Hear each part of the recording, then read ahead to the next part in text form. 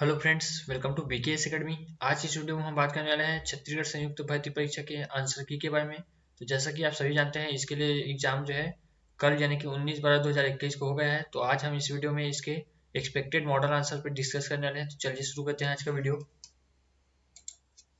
अभी हम डिस्कस करने वाले हैं सामान्य हिंदी के बारे में। तो चलिए देखते हैं। सबसे पहला क्वेश्चन है आपका, विधिउदय का सही संधि विच्छेद है। आपके ऑप्शन है पहला विधु प्लस उदय, दूसरा विधु प्लस उदय, तीसरा विध प्लस उदय, चौथा है विदव प्लस उदय। तो इसका सही आंसर हो जाएगा आपका ऑप्शन बी। ऑप्शन बी जो है इसका सही आंसर होगा विधु प्लस उदय। ठीक है, आगे बढ़ते हैं। अजंत का सही संधि विच्छेद है। आपके ऑप्शन है, आप देख सकते हैं इस प्रकार। पहला ऑप्शन है अज प्लस अंत, दूसरा अज प्लस अंत, तीसरा है अच प्लस अंत और चौथा है अच प्लस अंत। तो इसका सही आंसर होगा आपका ऑप्शन डी, अच प्लस अंत जो है मिलके अजंत होता है। आगे बढ़ते हैं। अभिषेक का सही संधि विच्छेद है। आपके ऑप्शन है पहला अभि प्लस सेक, दूसरा अभि प्लस सेक, तीसरा अभि प्लस सेक और चौथा है अभि प्लस सेक। तो इसका सही आंसर हो जाएगा आपका ऑप्शन सी, करेक्ट आंसर होगा अभि प्लस सेक। ठीक है, आगे बढ़ते हैं। इनमें से कौन सी विशेषता संधि की नहीं है। आपके ऑप्शन है यहाँ पर देख सकते हैं।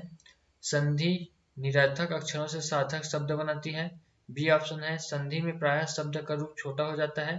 सी है आपका ऑप्शन संधि का विच्छेद होता है। और ऑप्शन डी है संधि में दो पदों का योग होता है। तो जैसा कि सभी जानते हैं, इसका सही आंसर होगा ऑप्शन डी, संधि में दो पदों का योग नहीं होता। दो पदों के योग को हम क्या बोलते हैं, समास बोलते हैं। ठीक है, आगे बढ़ते हैं। और 145वां क्वेश्चन है आपका, यहाँ पर देख सकते हैं। गिरोह शब्द निम्नलिखित में से किस वर्ग में आएगा। आपके ऑप्शन है ए जातिवाचक, बी समूहवाचक, सी व्यक्तिवाचक और डी द्रव्यवाचक। तो इसका सही आंसर होगा आपका ऑप्शन बी, समूहवाचक। ठीक है, गिरोह शब्द जो है एक समूह को इंडिकेट करता है और इस अकॉर्डिंग जो है इसका सही आंसर होगा समूहवाचक। आगे बढ़ते हैं। निम्नलिखित में से किस शब्द का प्रयोग दो सर्वनाम में होता है। आपके ऑप्शन है आप, दूसरा है हम, तीसरा है कोई, चौथा है डी क्या। ठीक है, तो इसका सही आंसर होगा आपका 146वां नंबर क्वेश्चन है। निम्नलिखित में से किस शब्द का प्रयोग दो सर्वनाम में होता है। इसके सही आंसर हो गया आपका ऑप्शन ए, यानी कि आप। आप जो है इसका सही आंसर है, क्योंकि पुरुषवाचक सर्वनाम मध्यम पुरुष में जो है आप का प्रयोग होता है और दूसरा इसका यूज जो है निजवाचक सर्वनाम में आप का यूज किया जाता है। आगे बढ़ते हैं। निम्नलिखित में से कौन सा वाक्य प्रविशेषण का उदाहरण है। आपके ऑप्शन है उसकी टोपी काली है, बी ऑप्शन है थोड़ा पानी ले आओ, सी ऑप्शन है वहां नुकीला पत्थर पड़ा था, डी ऑप्शन है क्षत्रिय बड़े साहसी होते हैं। तो इसका सही आंसर होगा आपका ऑप्शन डी, क्षत्रिय बड़े साहसी होते हैं। प्रविशेषण वे शब्द होते हैं जो विशेषण की विशेषता बताते हैं। ठीक है, इस प्रकार इसका सही आंसर हो जाएगा आपका ऑप्शन डी। अब देखते हैं नेक्स्ट क्वेश्चन। तुम्हें यह काम करना चाहिए, यह वाक्य संयुक्त क्रिया के अंतर्गत किस क्रिया का उदाहरण है। आपके ऑप्शन है पहला आरंभ बोधक, दूसरा अनुभूति बोधक, तीसरा आवश्यकता बोधक, चौथा है नित्यता बोधक। तो इसका सही आंसर होगा आपका ऑप्शन सी जो है आवश्यकता बोधक, इसका सही आंसर है। आगे बढ़ते हैं। अब हम नेक्स्ट क्वेश्चन है। हिंदी में प्रयुक्त निम्नांकित शब्द मूलतः किसी अन्य भाषा से आए हैं। इन शब्दों को उनसे संबंधित भाषा के साथ सुमेलित कीजिए। आपके ऑप्शन है गल्प, हाल, चालू, नीलामी, नीलाम सॉरी, ठीक है ना। इधर है आपका मराठी, बंगाली, अरबी, फारसी, पोर्तुगीज, स्पेनिश। तो इसके ऑप्शन यहाँ पर आप देख सकते हैं। जैसा कि आप सही जानते हैं, गल्प जो है आपका बंगाली भाषा का शब्द है। ठीक है, इसी प्रकार आप जानते हैं हाल जो है अरबी फारसी शब्द है, चालू तो आप जानते ही हैं मराठी शब्द है, और नीलाम जो है आपका पोर्तुगीज शब्द है। तो इस प्रकार इसका सही आंसर हो जाएगा ऑप्शन बी जो है इसके लिए करेक्ट आंसर होगा। आगे बढ़ते हैं। कंज शब्द का अर्थ नहीं है। आपके ऑप्शन है ए ब्रह्मा, बी प्रकृति, सी कमल, डी अमृत। तो इसका सही आंसर होगा प्रकृति जो है कंज शब्द का अर्थ नहीं है, बाकी ये तीनों इनके जो है पर्यायवाची शब्द हैं। नेक्स्ट क्वेश्चन है। निम्नांकित में कौन सा शब्द चैत्य शब्द का एक अर्थ है। आपके ऑप्शन है ए ज्ञान, बी हिंदी पंजाब का पहला महीना, सी पीपल और डी जो है जो चेतना या ध्यान का विषय हो। तो इसका सही आंसर होगा आपका ऑप्शन डी, जो चेतना या ध्यान का विषय हो। हिंदी पंचांग का पहला महीना चैत्य नहीं होता, चैत्र होता है। ठीक है, देखते हैं नेक्स्ट क्वेश्चन। यहाँ पर आप देख सकते हैं निम्नांकित में दीवा शब्द का विलोम शब्द है। आपके ऑप्शन है ए रात्रि, बी छाया, सी विकीर्ण और डी है आपके यहाँ पर तिक्ता। तो इसका सही आंसर होगा ऑप्शन ए, रात्रि जो है इसका सही आंसर होगा। हिंदी शब्द भंडार का शब्द कारज निम्नांकित में से किस भेद के अंतर्गत शामिल है? आपके ऑप्शन है ए तत्सम शब्द, बी तद्भव शब्द, सी अर्ध तत्सम शब्द और चौथा है डी आपका संकर शब्द। तो इसका सही आंसर होगा 153 का जो है बी तद्भव शब्द। ठीक है, कारज जो है आपका तद्भव शब्द है। आगे बढ़ते हैं। निम्नांकित में तद्भव शब्द नहीं है। आपके ऑप्शन है ए करम, बी घोड़ा, सी काम, डी आखा। तो इसका सही आंसर हो जाएगा आपका ऑप्शन बी जो है घोड़ा, इसका सही आंसर है। अगला क्वेश्चन है, नीचे दिए गए शब्दों में देशज शब्द है। आपके ऑप्शन है अगिन, बी रात, सी बाड़ा, डी ठेस। तो इसका सही आंसर हो जाएगा आपका ऑप्शन डी ठेस जो है आपका देशज शब्द है।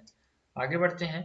निम्नांकित में हिंदी शब्द भंडार में शामिल विदेशी शब्द कौन सा है? तो आपके ऑप्शन है ए चट, बी टर्राना, सी अक्षर, डी हलवा। तो इसके आंसर में भी कंफ्यूजन है, इसे आप एक बार क्रॉस चेक कर लेंगे। आगे बढ़ते हैं।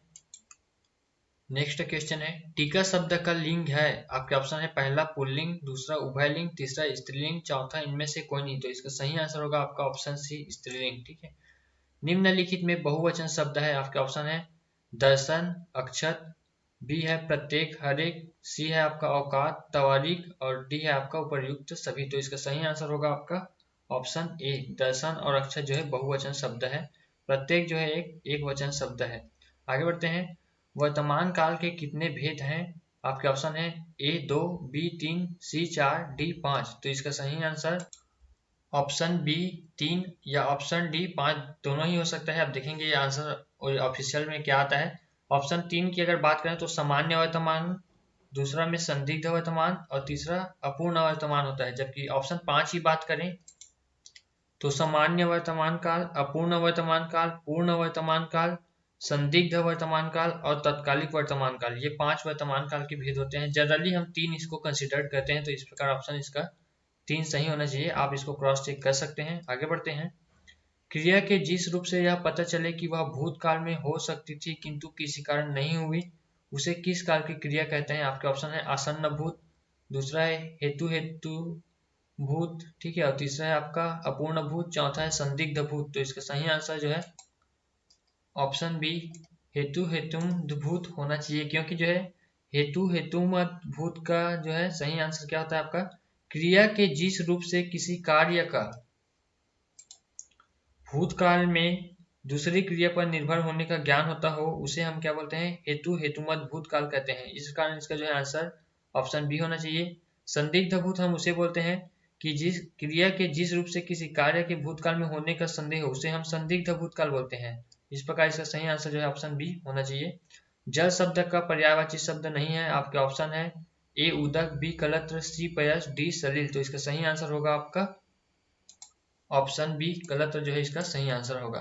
नेक्स्ट क्वेश्चन है, वह तेज आंधी जिसके साथ बारिश भी हो वाक्यांश के लिए एक शब्द क्या है? आपके ऑप्शन है ए आंधी, बी तेजायतन, सी चक्रांक और डी आपका है झंकिया। तो इसका सही आंसर जो है हमारे अकॉर्डिंग सी चक्रांक होना चाहिए। इसे आप क्रॉस चेक कर सकते हैं।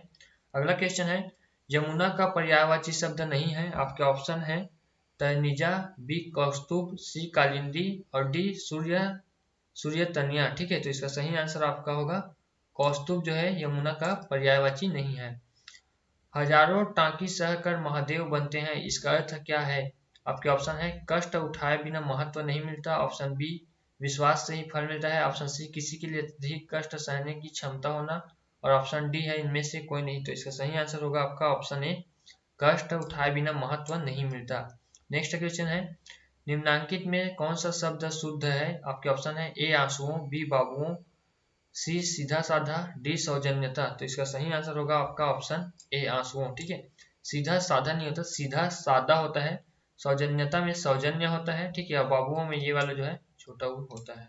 ठीक है, आगे बढ़ते हैं।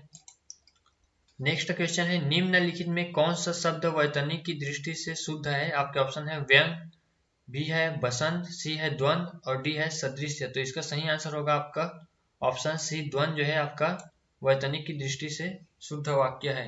नेक्स्ट है, नीचे दिए गए शब्दों के सम्मुख उनके दो दो अर्थ लिखे हुए हैं, एक शब्द के समूह के दो में से एक शब्द सही अर्थ का घोतक नहीं है, उस विकल्प का चयन कीजिए। आपके ऑप्शन है ए धरुन, धरुन के लिए आपके ऑप्शन दिए गए हैं स्वर्ग, अग्नि, इसी प्रकार प्रग्रह, कनेर का पेड़, ग्रहण करने की क्रिया। तीसरा है गिरा, सरस्वती, वाणी। ठीक है, और आपके ऑप्शन डी है निवेष्ट, सामवेद में वर्णित एक प्रकार का मंत्र और एक प्रकार का अर्थ अलंकार। तो इसका सही आंसर होगा ऑप्शन ए धरुन, क्योंकि धरुन का अर्थ स्वर्ग और अग्नि ना होकर इसका सही अर्थ क्या होता है आपका जल होता है। ठीक है, और जहां जल आ जाएगा वहां पे अग्नि आ ही नहीं सकती, ये अपोजिट हो जाते हैं दोनों एक दूसरे के। ठीक है, आगे बढ़ते हैं। नीचे दिए गए वाक्यों में शुद्ध वाक्य का चयन कीजिए। आपके ऑप्शन है तब शायद काम जरूर हो जाएगा, बी वह व्यंजन बना रही थी, सी उसकी गर्दन शर्म से नीचे थी, डी इस 10 वर्षों में देश ने काफी प्रगति की। तो इसका सही आंसर हो जाएगा आपका वह व्यंजन बना रही थी। ठीक है, आगे बढ़ते हैं। संसार की किस भाषा में पूरे के पूरे शब्द हैं जिनमें एक भी स्वर नहीं है? आपके ऑप्शन है चीन की भाषा, बी अफ्रीका की भाषा, सी भारत की भाषा, डी अरब की भाषा। तो इसके लिए आप हमें कमेंट कर सकते हैं और इसका आंसर जो है आप अपने अकॉर्डिंग हमें बता सकते हैं। आगे बढ़ते हैं। मर्मर स्वर का दूसरा नाम क्या है? आपके ऑप्शन है अर्धघोष, दूसरा है पूर्ण घोष, सी है आपका मौखिक घोष और डी है आपका जपित। तो इसका आंसर हमारे अकॉर्डिंग जो है इसका जपित होना चाहिए। आप इसको एक बार क्रॉस चेक कर लेंगे। आगे बढ़ते हैं। अड़ा किस प्रकार का व्यंजन है? आपके ऑप्शन है ए संघर्षी, बी पाशविक, सी स्पर्श और डी उच्छिपित। तो इसका सही आंसर होगा आपका ऑप्शन सी स्पर्श। ठीक है, नेक्स्ट क्वेश्चन है निम्नलिखित में सही वर्तनी वाला शब्द है। आपके ऑप्शन है ऑप्शन ए चरमोत्कर्ष, ऑप्शन बी महत्वाकांक्षा, ऑप्शन सी मुमूर्षु और ऑप्शन डी दायित्व। तो इसका सही आंसर हो जाएगा आपका ऑप्शन सी, करेक्ट आंसर है मुमूर्षु। नेक्स्ट क्वेश्चन है निम्नांकित मुहावरों या लोकोक्तियों को उनके अर्थ के साथ सुमेलित कीजिए। आपके ऑप्शन है अरण्योरदन, ज्यों ज्यों भीजे कामरी त्यों त्यों भारी होए। तीसरा है आपका आकाशगंगा में नहाना और चौथा है हंसा थे सो उड़ गए काग भय दीवान।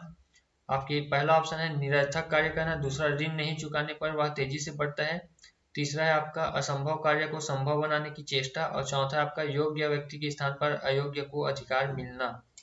तो इसका सही आंसर है जैसे कि आप सभी जानते हैं अरण्योरोदन का अर्थ होता है निरर्थक कार्य करना, ज्यों ज्यों भींजे कामरी त्यों त्यों भारी होए इसका अर्थ होता है ऋण नहीं चुकाने पर वह तेजी से बढ़ता जाता है।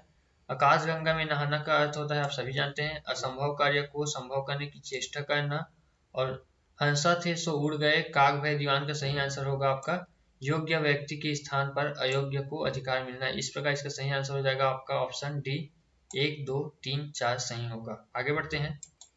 नेक्स्ट क्वेश्चन है हमारा मुहावरों के संदर्भ में कौन सा कथन सही है? आपके ऑप्शन है पहला मुहावरा वाक्यांश होता है, दूसरा मुहावरे का स्वतंत्र प्रयोग किया जाता है, तीसरा किसी महापुरुष कवि लेखक या प्रख्याति प्राप्त व्यक्ति की उक्ति का प्रयोग मुहावरे के रूप में होता है, चौथा इनमें से सभी सही है। तो इसका सही आंसर होगा आपका ऑप्शन ए, मुहावरा जो है वाक्यांश होता है, मुहावरे का प्रयोग जो है स्वतंत्र रूप से हम नहीं कर सकते, और मुहावरा जो है किसी कवि लेखक की उक्ति को हम जो है मुहावरे के रूप में प्रयोग नहीं करते, उसको हम स्लोगन या फिर नारे के रूप में अपन प्रयोग करते हैं। ठीक है, नेक्स्ट क्वेश्चन है निम्नलिखित वाक्य के रिक्त स्थानों की पूर्ति के लिए उचित एवं सटीक मुहावरे कौन सा होगा? आपके ऑप्शन है चोरी करते हुए पकड़े जाने पर सिवाय खाली स्थान के और क्या होगा? ठीक है, आपके ऑप्शन है ए पानी फेरने, बी पानी के मोल बिकने, सी पानी गंवाने और डी पानी भरने। तो इसका सही आंसर होगा आपका ऑप्शन बी पानी के मोल बिकने। ये आप क्रॉस चेक कर सकते हैं। नेक्स्ट क्वेश्चन है निम्नलिखित मुहावरों में किन दो मुहावरों का अर्थ लगभग समान है? आपके ऑप्शन है पहला पेट का पानी न हिलना, दूसरा पेंच में पड़ना, तीसरा पेट में घुसना, चौथा है पेट में बात पचाना। तो इसका आंसर जो है आप हमें कमेंट करके बता सकते हैं क्योंकि हमें अभी तक इसका आंसर नहीं मिला है। आगे बढ़ते हैं। समासिक शब्दों का संबंध व्यक्त कर दिखाने की रीति को क्या कहते हैं? आपके ऑप्शन है पहला निग्रह, दूसरा विग्रह, तीसरा आग्रह, चौथा उपर्युक्त में से कोई नहीं। तो इसका सही आंसर होगा ऑप्शन सी समास आग्रह। इसे आप क्रॉस चेक कर सकते हैं। अगला क्वेश्चन है वर्जित शब्द किस समास का उदाहरण है? आपके ऑप्शन है ए तत्पुरुष, बी कर्मधारय, सी द्विगु और चौथा डी है आपका अवयवी भाव। तो इसका सही आंसर होगा आपका तत्पुरुष समास। ठीक है, इसे भी आप क्रॉस चेक कर सकते हैं। जिस व्याधिकरण समास में पहले पद की विभक्ति का लोप नहीं होता उसे कहते हैं। आपके ऑप्शन है अलुक समास, दूसरा है उपपद समास, तीसरा है नए तत्पुरुष समास और चौथा है प्रादिश समास। तो इसका सही आंसर होगा आपका अलुक समास। अगला क्वेश्चन है नॉन मेच किस समास का उदाहरण है? आपके ऑप्शन है पहला अवयवी भाव, दूसरा तत्पुरुष, तीसरा द्वंद और चौथा है द्विगु। तो इसका सही आंसर होगा आपका अवयवी भाव समास। उम्मीद करते हैं आज का ये वीडियो आपको पसंद आया होगा, क्योंकि ये कम्प्लीटली एक्सपेक्टेड मॉडल आंसर है, ऑफिशियल मॉडल आंसर अभी तक नहीं आया है। ठीक है, मिलते हैं हम नेक्स्ट वीडियो में, जो कि होने वाला है इसका पार्ट 2। तो अगर अभी तक आपने हमारे चैनल को सब्सक्राइब नहीं किया तो चैनल को सब्सक्राइब करके बेल आइकन को प्रेस कर लें, जिससे आने वाले वीडियो का नोटिफिकेशन आपको मिलता रहे। And thank you for watching this video.